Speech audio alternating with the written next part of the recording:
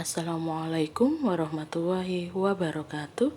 Bagaimana kabarnya anak-anak? Hari ini kita akan belajar tentang pembelajaran 4, subtema 1, tema 7. Materi yang pertama adalah kondisi masyarakat Indonesia pada awal pergerakan nasional. Faktor penyebab kegagalan bangsa Indonesia yaitu yang pertama, perjuangan masih bersifat kedaerahan. 2. Hanya bergantung pada pimpinan. 3. Perlawanan belum terorganisasi. 4. Persenjataan yang digunakan masih tradisional.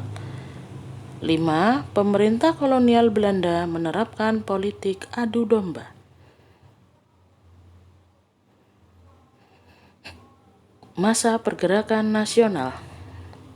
Pergerakan yang pertama adalah pergerakan nasional pada tahun 1908 sampai 1920. Organisasi yang muncul pada masa ini yaitu Budi Utomo, Sarekat Islam, Muhammadiyah, Indische Party, dan Trikoro Darmo. Budi Utomo adalah organisasi modern pertama di Indonesia. Pembentukan Budi Utomo dilatar belakangi oleh ide dana pelajar yang dikemukakan oleh Dr. Wahidin Sudirohusodo. Selanjutnya, pada 20 Mei 1908, Sutomo dan para mahasiswa Stovio mendirikan Budi Utomo. Pergerakan yang kedua yaitu pergerakan nasional pada tahun 1920 sampai 1930. Organisasi yang terbentuk pada masa ini bersifat menentang keras terhadap pemerintah Hindia Belanda. Organisasi yang terbentuk adalah Perhimpunan Indonesia, Partai Komunis Indonesia, dan Partai Nasional Indonesia. Pergerakan yang ketiga yaitu pergerakan nasional pada tahun 1930 sampai 1942. Pada pergerakan nasional tahun 1930 sampai 1942 adalah organisasi nasional Indonesia bersifat kooperatif atau bersedia bekerja sama dengan pemerintah Belanda. Organisasi yang terbentuk diantaranya Partindo, PNI Baru, Partai Indonesia Raya, Gerakan Indonesia, dan Gabungan Politik Indonesia.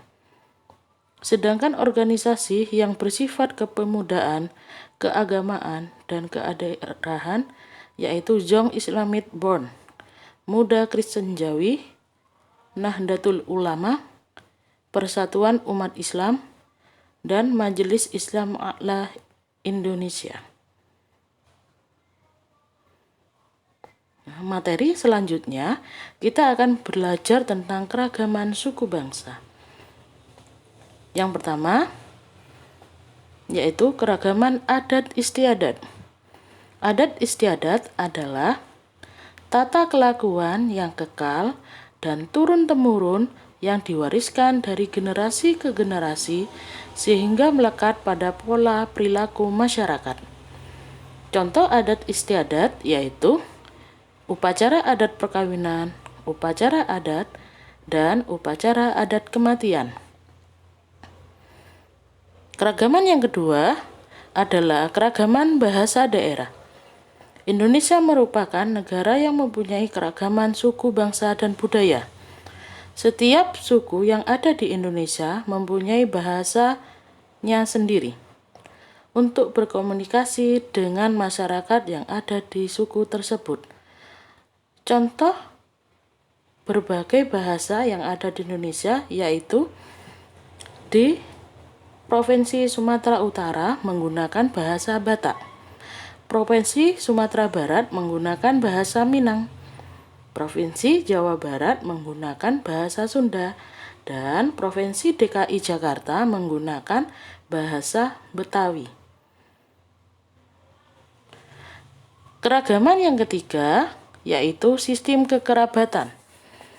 Kekerabatan merupakan hubungan kekeluargaan seseorang dengan orang lain yang mempunyai hubungan darah atau keturunan yang sama dalam satu keluarga. Indonesia menganut 3 macam sistem kekerabatan, yaitu 1. Sistem kekerabatan parental. Sistem kekerabatan yang menarik garis keturunan kedua belah pihak, yaitu ayah dan ibu. Kekerabatan ini berlaku di masyarakat Jawa, Madura, Kalimantan, dan Sulawesi. Yang kedua, sistem kekerabatan patrilineal, yaitu sistem kekerabatan yang mengikuti garis keturunan ayah, berlaku pada masyarakat Batak dan Bali.